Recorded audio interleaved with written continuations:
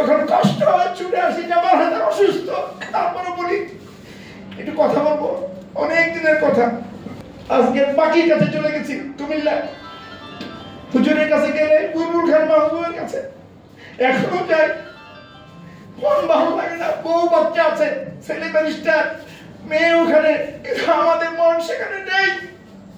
যখন কষ্ট হয় ছুটে আসি যে আমার হাতে অসুস্থ, তারপরে বলি একটু কথা বলবো, অনেক দিনের কথা।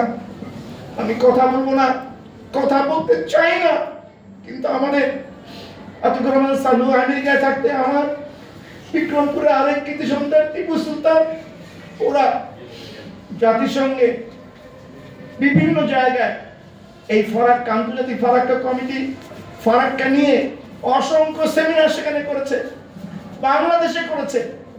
প্রথম মৌলানা ভাসানী করেছে, তারপরে সেকেন্ড টাইম এই টিপু সুলতান এবং সালু ভাই এই সম্মেলন করেছে।